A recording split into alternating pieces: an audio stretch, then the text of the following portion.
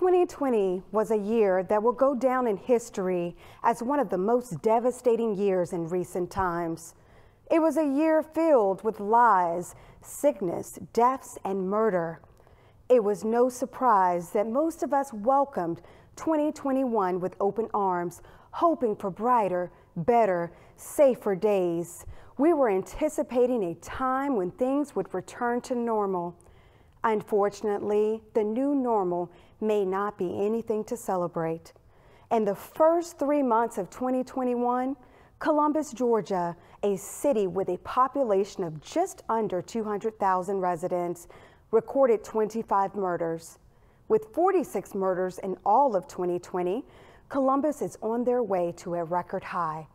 Averaging a murder every 3 days, the third largest city in Georgia has the state highest murder rate. But this by no means is limited to Columbus. In major cities across America, the murder rate is trending up. In 2021, we are already up 20% over last year. People are concerned. Citizens want to know what's going on. To find answers to their questions, we have assembled a panel of experts and stakeholders. My friends call me Kai, and for the next hour, join me as we begin our journey to find out what's going on. Mother, there's too many of you crying. Columbus police are investigating the city's third murder of the year. The coroner is reporting the city's 18th murder of the year. This makes the city's 5th homicide in 7 days. Columbus residents are calling for answers regarding the city's rise in murders.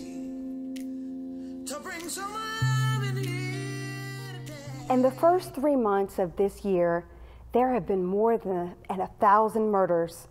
In this hour, we will talk to stakeholders, subject matter experts, and frontline insiders who, despite their differences, all agree there is nothing cool about killing.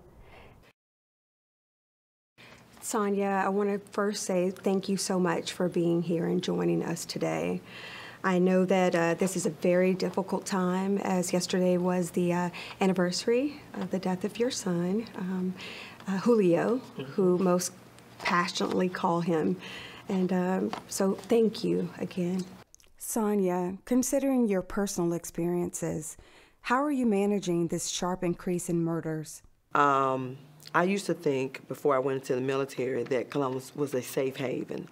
That changed when my son was killed. We're scared to even come out our door. You know, I live in an okay neighborhood, and I have a 14-year-old and 11-year-old, and would not allow them outside my door without me being there presently. You don't know who's going to come down the street and shoot up the neighborhood or what have you. So I don't think that it's safe. Sonia, we're on track for 100 murders this year. What do you think is going on? I think some of it might be the environment that they're creating for themselves or that they're in, the lack of dreaming, the lack of motivation around where they live. You know, they don't seem to see outside of their living areas. I don't think they can see past that life can be better. Mm-hmm. We will hear more from Sonia later. To gain insight into what's going on, we were able to catch up with respected neuroscientist Dr. T. Owens Moore, who serves as the distinguished chair of the psychology department at Clark Atlanta University in Atlanta, Georgia. Dr. Moore, to what do you attribute the dramatic rise in murder in 2021? Well, we can talk historically at a point, but right now, as we look at the pandemic, that's where a lot of the concern is. It's as if, why is there a spike in these murders when the pandemic's going on? And the correlations are there. So, and it's not just in one city, it's pretty much throughout the United States. And it's just, even in your little world as you travel, you see people are just hasty and people driving fast and people are just anxious in terms of just going to the store if you see somebody with or without a mask. So just in general, the pandemic has created a lot of fear and anxiety in people. That has an impact on how people respond to their environments. One key reality here, though, is when we look at the pandemic and you say what has happened during this time period, people have been isolated. The laboratory experiments, I mean, my area is neuroscience. I've studied for my PhD, looking at the behavioral effects of anxiolytic substances like diazepam or Valium that's supposed to slow you down. In animal models, we created where an animal could be in a cage by themselves. And if you isolate them for weeks, it makes them more aggressive. So now you think on a grand scale of the world and the pandemic and isolation, it's not just America where you see more violence or these so-called murders that are happening, but it's associated with people probably being alone and by themselves, and now it triggers a change in their reality. And so rather than just saying physiologically that's the cause, we're just dealing with the dynamic of being isolated from people and then not interacting, not communicating, not having the right way to have interpersonal contact. It makes it a challenge for people to deal with others in society. So that's why we then see a higher incidence of, I guess, say murders or crimes during this pandemic, but we can certainly talk historically. Before the pandemic, we had problems. It's a socio-political issue. I just explained to you with the pandemic and the issue of isolation, it's a biological problem in the context of how we're seeing so many, 3 months into the year, and we have a high incidence of murder. Well, why is that? It has a lot to do with people being isolated, and now they're coming out to the real world and now having interactions with people. The point is, when we say historically, if you don't have a job, you don't have any money, you don't have access to resources, guess what? Those are scenarios that can create an environment where you're going to lash out at the closest persons to you. And that's why I think even in places, I think it's reported in Columbus about domestic violence is high. Well, why is that? If people are in the same household trying to build together, well, there's just something that's been broken down. That's the family unit's been broke down. So when you start talking about historically, when those foundations aren't there to keep people together, no matter if it's Hispanic, white, black, whatever, if those foundations are disrupted, and we know through the experience that people of African descent living in this world have experienced, the family unit has been pretty much disrupted. Therefore, you have an environment where you, even though you have an isolated community, if the family unit's broke down, then you don't have any support systems. COVID-induced isolation, adding to an already bad situation in many cases. Interesting. We will come back to Dr. Moore. I had the pleasure of sitting down with Miss Teresa El Amin, a stalwart in the civil rights movement. Well, Columbus is unique. It's a city that prides itself on being the first consolidated government in Georgia.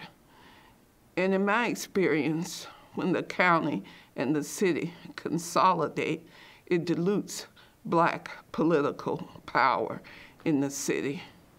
So Columbus, since its founding in 1828 during slavery, has always been a city that has been controlled by folks who do not look like the majority of people in Columbus. And so there is a high level of poverty that stems from that kind of disparity in political power in the community. Yeah. And the poverty is so deep in this community. In some areas of the city, when you drive through the back of Casita Road, you could think that you were in Haiti. That's how bad the poverty is. So when you got children, 30% of the children in this community are in poverty. And poverty breeds crime. People do tend to make a way out of no way. And sometimes that way tends to be the wrong way. So children, when they get to be teenagers, they're not going to go hungry. And they're going to figure out a way to feed themselves. And in some cases, feed their families. And that gang activity that's taking place, I think it stems from that kind of need, the poverty, the root cause. You know that in the black communities, many people have the menial jobs. They don't have access to making a living where they can actually live off of that. So they have either multiple jobs. If they don't have multiple jobs, guess what? They might be doing something under the table to make a living. So the system's structured for some people not to be able to survive and thrive. So how does that happen? Why? Because in a system like this, powerful people, this is like, I don't know if you have heard of Dr. John Henry Clark, but he's one of our powerful jegnas. He has talked about history from multiple perspectives, but powerful people do not teach powerless people how to take their power away from them. So when you deal with these communities and the brothers and the sisters that are just trying to survive, they're in a system where a foot's on their neck. What I'm saying is that the system has no interest in solving the problems. They make money off of what people being in the criminal element. Prison system, I mean, the prison industrial complex. Some people don't want that resolved. The 13th Amendment says that you can become a slave again.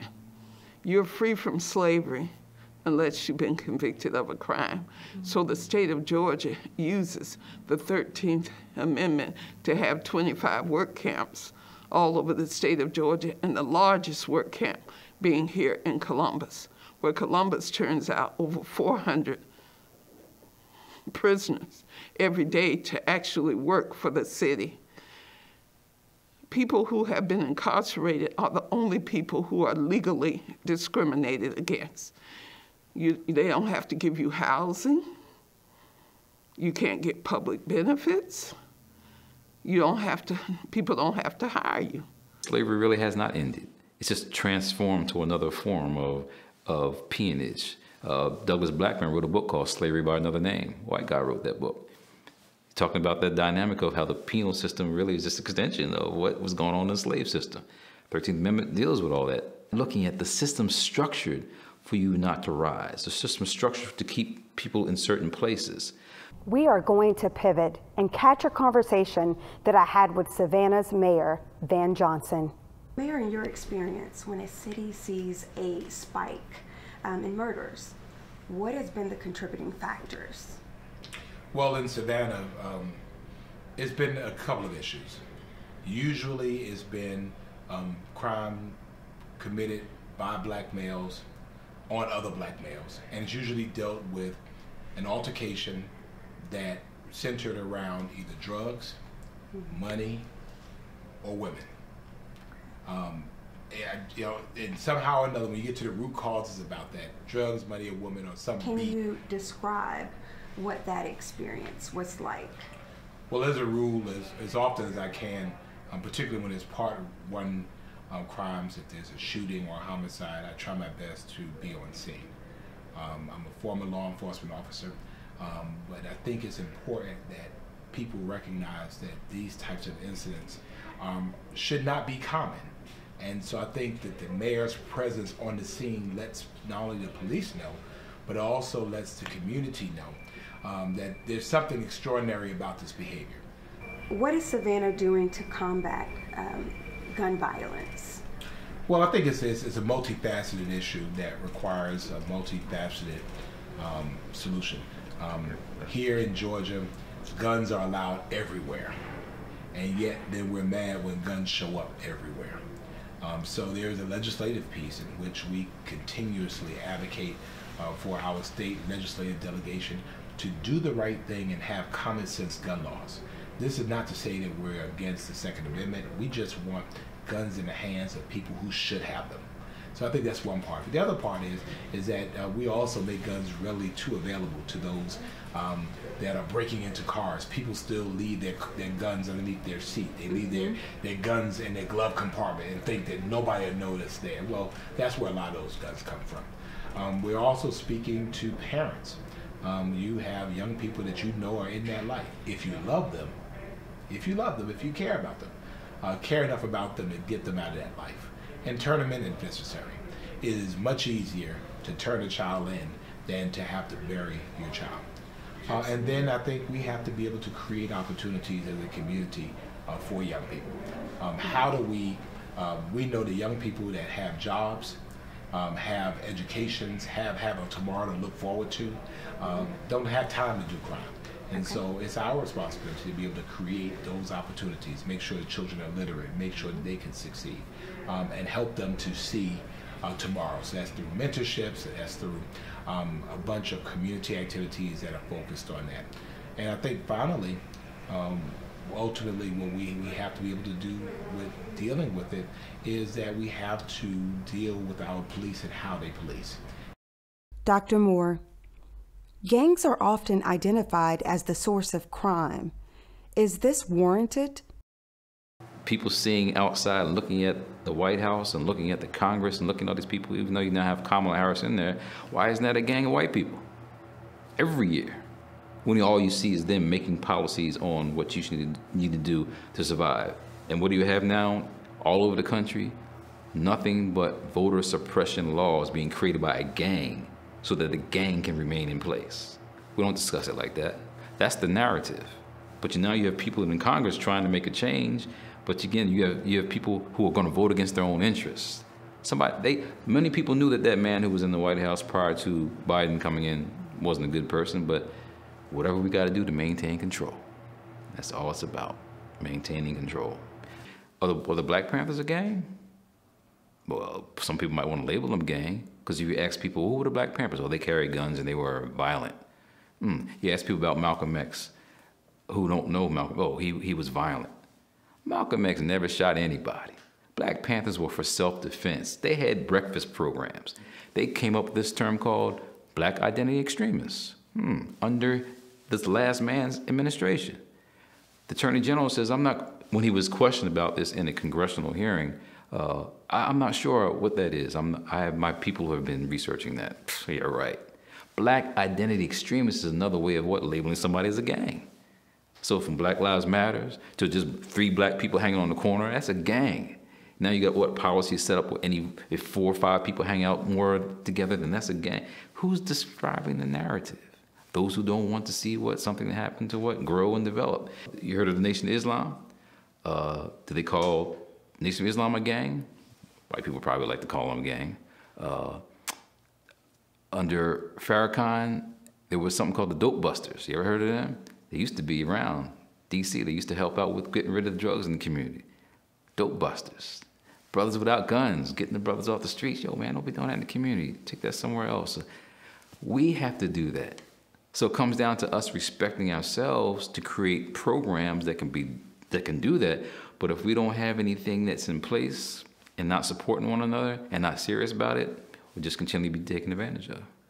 So as we define what gang is, maybe we need to just change the word and not say gang. Maybe it's a collective group of people trying to survive. They've been around for years. Why? Because they've just been trying to thrive and survive. So gangs today are not new. The issue is the activities that they get involved in. And most of the time it's dealing with drugs, narcotics, illegal substances, because they can make quick money off of it.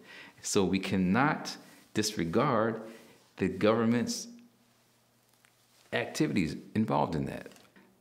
Where are the drugs coming from? Just saying these are examples of decimating the community. It's not like the gangs want to go do that. They're just trying to survive. If that's easy money, guess what? They're going to do it. And someone's going to take a blind eye to that because they ain't worried about them little black people killing one another. The problem is when you start crossing over and coming to them other isolated communities, black people or non-white people who don't have, they're looked at as things. That's why a white person can have their home and they can have a black or a non-white person serving as their servant in the house and not understand anything about that person because that's just a thing helping you out in your house. So I think this thingification of people creates a problem where, as you said, things can happen in the media and there's no uproar. So a black man could be sitting in his house eating ice cream and a white woman comes in and shoots him in his own house saying she made a mistake. Is there really any feeling for him? That's the thing that happened down in Texas. And then in that whole case, the judge is coming down from the stand, this hug this white woman who just killed a black man, and the black man's brother is now going to squeeze and hug the white woman who just killed this. So they're people, we're not people. Breonna Taylor, we now have this whole situation where she's in her own house, resting, sleep. Same thing that happened to Mark Clark and Fred Hampton. They're things, they're not people. So in that context, it's easy to dismiss them, and then in the media, there's no real paying attention to the realities of these people who are human beings, but you're not looked at as a human being. You're the thing. This drug culture has been created. Amos Wilson wrote a book called Black on Black Violence, the psychodynamics of black self-annihilation in service of white domination. I always say and tell students, just listen to the subtitle. The psychodynamics of black self-annihilation in service of white domination. So you can go sell your little drugs and kill one another, we don't care. And then all the stories, and you can see all this on TV about the corrupt cops that are involved in daytime, they locking up the gangsters at nighttime, they pay them to go kill other gangsters. The stories are there. How do you not solve Tupac Shakur's murder? How do you not solve Biggie Smalls' murder? If all these people are around when it happened. It's a drug culture, they don't care about that stuff. So we then get caught up in that, and how it's being done psychologically is that they create desire, and say they. The system creates desire for things, material, like that's going to define you. Material and things are not what should be defining you, but the system creates that. So what? The gangs want to get the fancy cars, they think they got to have the nice little girls, they got to have the nice threads and things. When we don't look at and we don't appreciate ourselves, this self-hate comes into play, and that's why people then will say black people are the problem. Not the system, black people. They can't pull themselves up by the bootstraps. They ain't got no boots, they ain't got no shoestrings, there's no boots to talk about. But that's not the story, no. So the whole discussion about reparations, what is that? To restore people for what has been taken from them. This government has never even thought about that, doesn't want to talk about that. So when you deny the culpability, you deny your reality of what you've done, you're in the responsibility for it. So what is the impact of identifying gangs as the problem? Let me establish this. Joe Biden is the head gang member of the Democrats. Trump is the head gang member of the Republicans. Then you got the little independents around there. They gang members too. They jump gangs though. They're no different. They're no different. Everything that they do it for their gang, right? They do it for the Democrats or they do it for the Republicans. And they're praised for it. But you have a person, he's been elected in his gang, and they put him at the top of the pedestal, and he's doing for his people. It's frowned upon by white people, it's frowned upon. So that's kind of bad though. The narrative is the problem, and he who controls the narrative is going to dictate how things happen and what it comes from that. So by them labeling black people in gangs, it looks like they are then some types of thugs. Once you place that word into the equation, right? Once you say, this is a young black male, 19 years old, graduated from high school, or whatever he's got going on, and he said, he's a gang member. Right then, the paradigm shifts. And so I think that prosecutors and law enforcement have learned that they can use that terminology in order to shift the paradigm and almost throw everything back, years back into the past, things that we've actually started trying to move past. The ability to be able to dehumanize someone, right? I mean, our job as defense attorneys is to bring this person out. Right? They're more than just a file. They're more than just this incident that they have allegedly been involved in. They have a mother. They have a father. They have, folks that care about them. They have community ties. They have a story. And when you see a person as a person, then you tend to treat them more fairly. But when you can change a person, right, into something that is synonymous with being nefarious, right? You change them to a gang member. Now you've taken some of that humanity away, and it makes it easier to convict them. It makes it easier to convict the jury that this person is not important enough for me to consider them in the same way that I would consider myself or someone that I love. So what's the attraction of gangs? For African people, interpersonal contact is a very important axiological reference point. When we say axiology, we're speaking of things that are important to you as a people. So that's why this whole pandemic and isolation is not good for us as a people, because we need to be around, we need to be in communication. And so the gangs become a great environment for people to have their own posse, people that they can relate to. The history is really for protection, so that the black community or the young people will have something to be a part of and have backup. So that when you have a problem, you have somebody to have your back to help you solve the problem, just the way the police do nowadays. I had my experience. I used to gangbang, and I used to be into it. And I got into it, me personally, I got into it because I wanted the protection, the love, and the family, and the camaraderie, and be a part of something great. It's the part of when somebody takes a loved one or a fellow member of yours that's real close to you, or a member off the earth, you have to retaliate, and the only way you can retaliate and get even is take one of theirs off the earth. When black people started gang banging and stuff like that, that was because a lot of drugs was involved in it, and it's a lot of money. And believe it or not, whether you're doing business is business, illegal or legal, and people have to eat. Safety, a lot of times, for one thing. A lot of cats, don't have the courage to stand and be a man. A lot of them ain't been raised by men to taught how to, you can be your own thing and not worry about having to deal with consequences because you don't want to be a part of what someone else got going on. This begin at some point to start being a security blanket for a lot of young cats that live in certain areas where it's a lot of, crime and stuff going on, or you might be going to school with a neighborhood where a lot of cats who grew up who might be this gang. You don't live over there, so these boys who you live by are the ops of that gang, so you kind of, I'm gonna roll with my neighborhood now. So now you kind of then grew to get in the game without even, by default, kind of, out of fear, kind of. They wanted protection a lot of the time. Some of them, it was just because it looked cool now. We got a lot of successful people that come from the same environments. The projects, the hood, where we all grew up. But those people, kids don't get to see them. You don't see doctors come around, and if they do, they ain't dressing for attention.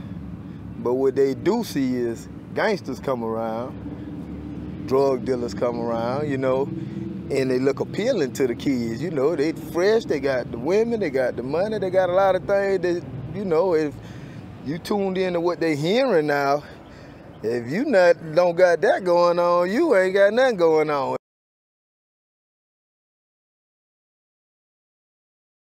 Would you agree that in our community, they are influenced by social media, the music industry, the limelight? Yeah. What are your thoughts on that? Absolutely. I think, to think otherwise would be preposterous. Yes, it definitely influenced. It's crazy to even think otherwise. It's almost like belittling you if you're not, in a sense, having some kind of motion, some kind of action going on where you, the man, are next to the man. So, you got things like that they coming up, growing and hearing and getting sucked into, Be in the game because, these the people that got your back. People just want love and attention, man, real love, brotherhood, attention, The ones who got your back, the ones who stand up for you, that's your gang. That's who you that's who you embrace with. You know, gangs got bad sides and they got good sides. What ages do gangs target for recruitment? I feel like 6th grade, 7th grade, by that peak of that time, and it's like when you got to keep up, you got to be fresh, you got to deal with the neighborhood, you got to go outside and play, you got to fight. As long as he go to public schools, he gonna be introduced to gangs. You know, that's just my opinion. I feel like you got to be very focused to come from where we come from and not get involved with gangs. You got to be, and this is not just a household. You can come from a good, decent household. When you go to public school, when you walk outside your neighborhood, can you handle these streets? And that's why a lot of people push more to gangs. You know, that's where they come from, that's their environment. You got to get out here and get involved with the streets, you know. Either you're gonna go play basketball somewhere with a gang, or you're gonna go sell drugs somewhere with a gang. You know, when you come from where we come from, it ain't too many options. Yeah. Ain't no skateboarding and all that round, whatever. You know, you got to get with the program. To gain a better perspective of what's going on with future leaders, I spoke with Dr. Stefan Lawrence, a nationally respected educator. There's been quite a few murders here in Columbus, Georgia. How has that impacted your students? It's impacted them in a number of ways. One is that this generation of student is very curious, very inquisitive about how the world works. They obviously see crime on the rise, and in particular the question you asked about murders as being a problem. And it's almost scientific, like the scientific method. You notice a problem, you put together a plan of action to solve it. And so they ask the right questions about, you know, why is this happening? Who's doing the murdering? Who's being murdered? How much time are they getting for these offenses? Who's giving out the time? Very, very deep questions that I personally don't remember asking when I was their age. And so that is a positive that's come out of it. I think that's a positive impact. Negatively, several of my students have been impacted personally by a loss. We got a brother, a cousin, an aunt who was killed by violence, and the impact on these young children is devastating at times. I agree. Now, at your school, do you have counseling for some of these students? Yes, ma'am. But that's don't get me on my soapbox. That's one of the things we got to fix in education. I don't think we tend to the holistic child enough when it comes to their counseling needs. We have an amazing counselor at my school, but she's one, and as you heard, I serve roughly 550. That is right on par with the national average. It's right about one counselor per 400 kids, and that's not good. So when we think about one person serving 400 of anything, getting to school is, I think, 50% of the battle. The neighborhood or society oftentimes presents so many stumbling blocks to our children, and they're in a world now where everything is so transient when it comes to their attention, that it can be easily grabbed by things that are productive and things that are counterproductive. And once we have them in the school with talented teachers and you know, administrators who care, normally we can get what we need out of the child. But trying to get them in the building is I would say 50% of it.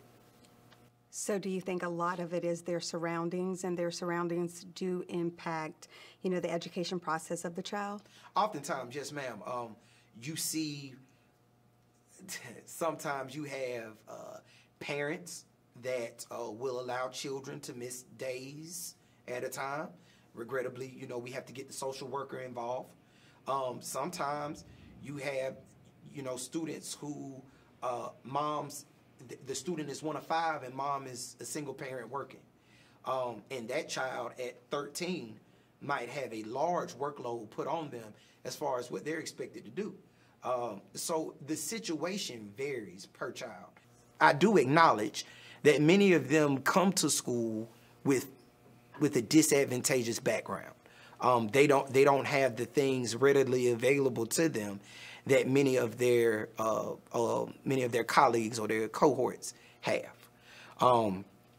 That's another gap that education has to fill in, and that's one of the reasons why I get so upset when I see that every time funding needs to be cut, it's cut to education, because we quite literally fill so many societal gaps. You know, you see ups in teenage pregnancy, you put in sex ed. You see up in child obesity, you change the lunch. You see ups in teenage driving accidents, you introduce driver's ed. Every social ill that America looks to heal itself from, they look to do it through education. And yet, when it's time for some funding to be cut, we're normally first on the chopping block. It's maddening. But I do think that we have to acknowledge that many kids come into school without opportunities that other people have. This pandemic has pushed us as a society to the limit. My students are struggling academically because they're not used to this. They're struggling socially because they're not used to this. They're struggling mentally, emotionally. And I think that Esther is right. Like, this is our royal position. Everybody has a royal position. And I would like to see, talented people such as yourself just invade schools to just tell these kids, you did a good job, and let me show you how to do an even better job, and just put your arms around them, bring them in, teach them a skill or two, or maybe just listen to them. The more we have of that, the more children understand that they are active participants in the community, and the community views them as a precious commodity. I think the more gains we'll see as in Columbus as a whole. And I'm not saying that a cure crime. I don't want to insinuate that. But what I do want to insinuate is that people get desperate when they feel like options are limited to them. And the more people feel as if they're knocking up against a ceiling or that a cap has been put on them, they will buck against that. Why can't they just get a job? Go to work? Where are those jobs? If I know some people now that's looking for work, where can I direct them to? Where can I tell them that you can go and have a job where you can purchase a house and become an owner of something? You can get a car and become an owner of something. You can take care of your family. You can have health insurance. And that gives them some kind of, well, I don't think I want to go out here and risk all of this because I own something. Where can I direct them to? Where's those jobs? So we can't just say stuff and not have a plan of action to send these people to, because that's what they're going to ask. Where can I go get that job at? It really still ain't hitting home with them. Even though they see it, a lot of them make things like, oh, it's a choice, it's a choice. Well, that's easy to say when it worked out for you. It's a lot of people that try to go the right way and it's just not working out for them. They can't. They trying their best. And the only options they have is to maybe try to start selling drugs, maybe try to start finding a way to get some kind of money, scam to get money in their pocket to feed their families or whatever. Well, jobs do not solve the problems. Jobs that you give me a job, okay, you give me a job I can barely take care of myself with. I'm a grown man trying to take care of a family of 4 or 5 with a felony conviction. Oh, and then the housing is just ridiculous. The only place y'all want to give us somewhere in the project or give us a housing voucher, and you control our lives then. So, that's a never-ending story there. So it ain't about jobs. It's a different feeling when I could come in the house and instead of mama worrying about Christmas, now you coming in the house and you already done gave mama $1,000 for everybody gifts, your sister them gifts and all that after what you got going on. And it's hard to talk a person out of that situation to go into what, your situation? Do we sad at Christmas? Why can't you make it? We did. Wasn't always easy for us either. I think Ta-Nehisi Coates, written several books, is a world-renowned scholar, has squashed that when he was at the congressional hearings dealing with reparations, and that question was asked, and he talked up to Mitch McConnell and all the other white folks about, well, where did you get your trust fund to go to school? Where does the property come from? Where your family gave you so you could have your own household? So the lineage and the linkage to white money, that's part of slavery. If it has nothing to do with it, then give that up. So you started off on a pedestal and higher versus someone lower, and to say that happened years ago, well, why did you get in the pedestal? How did you get in that position? So we cannot deny the reality is that on both ends, it's still impacting us today. And that's why I'm saying the whole issue of self-hate. I don't know, is there any degrees on slavery? Are there any institutions that even study slavery? That was trauma. You got white people today that wouldn't take $1 million to be a black person. Trauma. We're talking about experience that took you from your land, changed your name, changed the food you eat, changed everything about your thinking about how you see the world, and then you come to a new world beyond us thinking about America. You got the same thing in Brazil, India, other places where we've been taken. So when your mind's been extracted, you got in a bad situation. I'm just saying those people who don't see it, they don't see the global problem. They only see the black people because they've been educated to think and programmed to think black people are the issue. When the reality is, if we could start focusing on us and our community, guess what? We'd probably solve a whole lot of problems. Man, they don't have no idea what's going on, man. It's like, they can't see the same I seen. I seen 400 years of slavery. I seen all the projects that we came from. I see black people catching up, and they still act like, we supposed to be on the same. Well, that's a whole nother story, but that's just, it's crazy. You got to be black to feel my pain, you know what I'm saying? You got to be out here amongst my people to really understand this shit. Like, they don't even understand Black Lives Matter. Why they keep saying Black Lives Matter? We the motherfuckers got the worst. We the motherfuckers, the scums of the earth, and you know what I'm saying, other than Latinos or whatever, but they still, I don't know, it's just like they'll never get it, they'll never understand it. But I feel like you just got to be black. You can't speak on this shit. You can't understand what we're going through unless you're going through it, unless you come from poverty and, public schools and prison and streets where I came from, where a motherfucker kill you for nothing, you know what I'm saying? You had to be tough growing up, you know what I mean? It wasn't no such thing as bullying. Everybody motherfucker got bullied, So you got to come from our world to understand where we come from and how we think. The white people I'm talking about who kind of usually have those perceptions are ones that their communities are away from ours. They're not the ones that really grew up. You got some, poor white people that grew up with us that their mentality about that is a little bit different than the ones who grew up and wonder what's going on because they in the safety of their secure homes, secure neighborhood. They don't have to worry about police killing their kids. They don't have to worry about where my next meal coming from. You inherited a business. A lot of these people, you stepped into living situations where you ain't never been a part of the struggle or seen the struggle. But when we deal with justice, that's where the problem is. People with felony convictions. This is an interesting place. It's like more people have been in prison here than I can imagine. But then the city itself uses prison labor. So that's the example that people have to see every day. In most cities, the people who pick up the garbage are paid workers. And in many cases, they're paid union workers. But here in Columbus, the people who pick up the garbage, who do the recycling, who work at the DMV, they're prisoners. Slavery by another name every day in this city. And that's what children have to grow up seeing. Mm-hmm. Yeah. And unemployment in the black community is exceptionally high. Nobody will deny that. But those jobs that are being done by prison slave labor are jobs in many cities that are done by African-American men.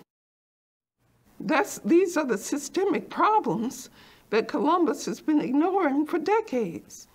Decades. And I think it's time for change. I don't understand what this has to do with crime. Justice is justice, no matter who you are. The justice system is not serving things equally. Bruce Wright wrote a book called Black Rose, White Justice. We see it every day. Justice wasn't served. The kid who actually killed my son got 8 years. So no, I don't think if he was white, it would have went that way.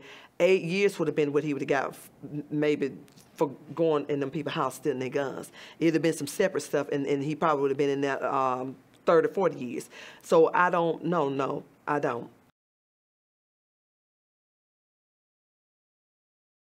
Lady Justice, as she is called, should be blind. But justice is dispensed by human beings, and we are fallible. We make mistakes. The legal field is better with people of color, women of color especially, in it, than without us being in it. So we just have to kind of go and trudge through it. And I know it's difficult. I'm not the only person it's difficult for, but I feel like the whole situation is better with us in it than with us not being in it. Well, being a black person and being a prosecutor, you know, that's a very thin line to tread, because on one hand, I can see everyone's point of view.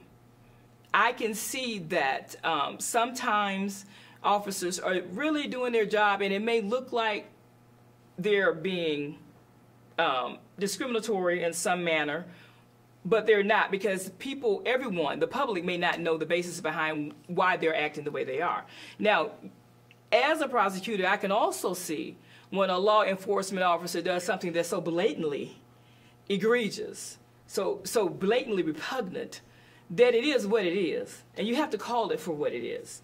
You know, and I don't want to try cases before they're tried, and what I mean by that is to say what should happen over here or what should happen over there. But I know oftentimes we can see with our eyes what happened, and those of us who know a little bit about procedure and how things should go know that that was out of procedure, that was not the way things should have gone. So yes, it is difficult to be a black prosecutor, because I've had some friends say, I don't even know how you can do that. Cece, how can you put people in jail?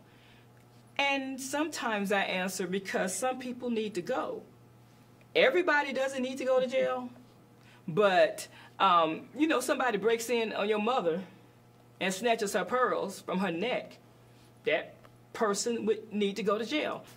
Well, because it's most certainly not blind. I mean, this is from a defense attorney standpoint, and so I think the ideas that we have, or ideals that we reach towards, are for justice to be blind, of course. But I've argued this a million times. We'll go into cases and they'll say, you know, hey, the defense attorney's arguing the race card, and I said, well, you know what? There's no such thing as the sky's blue card, right? There's a heightened presence in a certain area of town, right? Heightened police presence. That that factors into whether people are pulled over or not, right? So it's strange at every step, right, of the process, it factors in. So now we get all the way to justice and we say, oh, no, it doesn't, we're going to be blind now. Not at all. I just don't see that. So what's the solution? Organization. The revolution, we say the revolution can be killed, but you can't kill the revolutionary? No, you can kill the revolutionary, but the revolution can't. Whatever it is, we got to do that. We got to teach people. This younger generation, they don't know who to follow. So they follow somebody who just killed somebody. That's my boy right there. He killed somebody, I'm gonna kill somebody. That's not life. So now you have the whole prison system where they now go to prison and your boy's in prison or your girl's in prison, and now you're following what they did. That's not the models to follow. We have to create the right models to follow. So again, if you're not taught that, you're not gonna know that. If you're not reading the books, not saying everybody gotta read, people ain't reading today. Fine, we'll provide some other ways, YouTube now. Send them to the YouTube presentation. Y'all already are hanging out in gangs. Hey, come over to this spot. We're all going to have a conversation about something. And so that's when it becomes a threat to people who are continually trying to control you. That's why if we don't understand that structure, again, Francis Cress Welsing tried to tell us white supremacy is about maintaining control. And unless you understand that racism equals white supremacy, we will never get out of this. It's not like white people can't help, but why should we be waiting on them to solve the problem? We just all need to work together. And when we get together to talk about these things, we need to talk about solutions. And I know that we're all hurting, we're all saddened, and we're all upset, and we need to vent. But when we get together, we need to be more solutions oriented. Okay, this is a problem. We know what the problem is. These are the three things that we need to do. These are the three things churches need to do. These are the three things that if you're in a civic organization, or you're in a sorority, or you're in a fraternity, these are the three things that you all can do. And, you know, these are the three things that can be done at the community centers or something. We need to come up with something concrete, finite, succinctly to do so that we can bring about an end to this. Just come out and just have some type of thing twice a year, even once a year. That's a start. You know, where we show that we're getting together and not hurting each other, not fighting each other, not killing each other, you know, and having conversations about moving forward, about building. And come up with a plan. All right, you got this resource, all right? I've got this resource. Maybe I know an individual who has a 501c3 that's going to be trying to create a diversion program for the court system. All right, now the onus is on me in order to try to help bring that into the equation of how we deal with our cases, right? Maybe an educator, right, has a different thing they bring to, well, I see these kids that I'm dealing with that are going in a certain way, you know, and I can put this into the pot in order to try to help you all on a preventative side, right? Maybe you got law enforcement that says, all right, you know, I see it from this way, and this is what I can bring to the table. And once we get everyone together and all the resources that we have and bring them to the table, then I think we can start formulating better plans. And, you know, it's much easier said than done, but I do think that's a task ahead of us. Until we control our own communities, the black-on violence will still happen. Until we are able to have some impact on reaching the younger generation to know what is and what isn't right, we will continue to have black-on violence. So it comes down to us as a community to do that. Stay, because all of the people who can solve what's going on in Columbus are right here in Columbus. The institutions.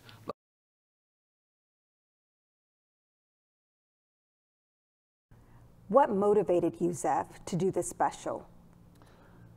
There's been inaction for 2 years, and during that same time, we have seen our murders climb, and we have not done anything. I believe it's going to take all of us working together. I'm hoping that this special will change the conversation.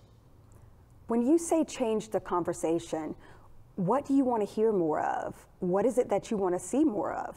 Well, as has been pointed out by many of the guests, we need an understanding that criminal behavior, while it is problematic, is not in and of itself the problem. It's a symptom of a problem that speaks to the socioeconomic conditions of the communities in the environment in which many of our residents live. The greater motivation of crime is the desire or need for things and the limited means to get them. Wow. ZEPH, can you elaborate a little more for me?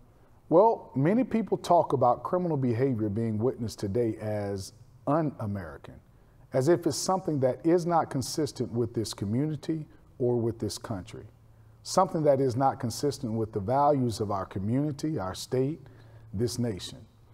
And that's simply a lie. Crime, and specifically murder, thievery, and trafficking, is exactly how America was built.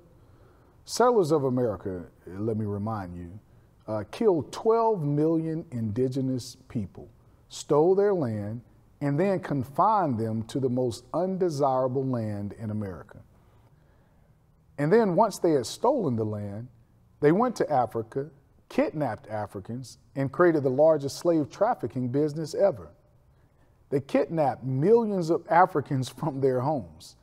Even the conditions under which they were transported were so horrible that more than 2 million people died in transport. 1/2 million were brought to this land to build this country.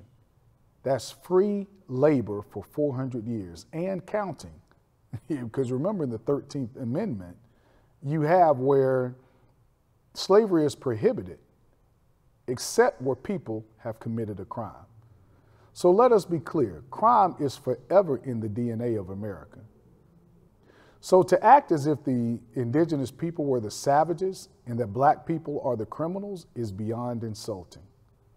Criminal behavior has been taught to every generation of Americans and reinforced for centuries. Our current experiences are the result of centuries of abusive criminal behavior by those in power. So to suggest that we are not a violent nation is absurd. And I won't even talk about the nearly 1 million Americans who were killed in the Civil War. ZEPH, did you have any final thoughts? Well, I hope that viewers listen to the pearls of wisdom that our panelists shared, because, we've got to make some changes. We've got to make some changes in the way we handle ourselves and our future. It's 2021, and yet we still have black people who are choosing the white doll as if it were 1940 all over again, when they do business, when they hire service providers, when they vote, and when they shop. ZEPH, I want to thank you so much for your insight and for doing this special. We have reached the end of this leg of our journey. I want to thank our panelists for their contributions, and I want to thank you for watching. There were some hard truths presented, and we have some difficult decisions to make. We cannot change our future without making changes to our present. We need to forge new relationships, have new conversations, and expect new outcomes. The future of our city, our state, our nation is in our hands. Now is the time for us to take control of our destiny and create the safe, productive, and prosperous community we deserve. I am Kai, and until next time, remember, there is nothing cool about killing. Organizing is the solution. Frederick Douglass said it best, knowledge makes a man unfit to be a slave. And the more and more we educate these children, the more and more they'll see a world that has been hidden from them. And I do think we'll see a uptick in peace. I was born by the river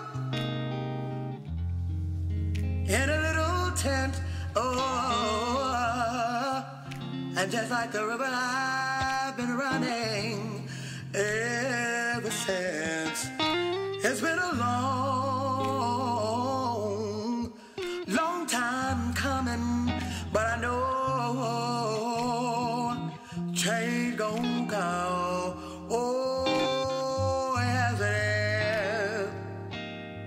is. It's been too hard living, but I'm afraid to die,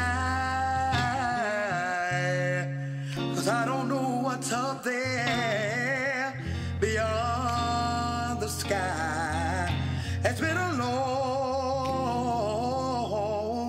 long time coming, but I know a change gon' come. Oh, yes it is.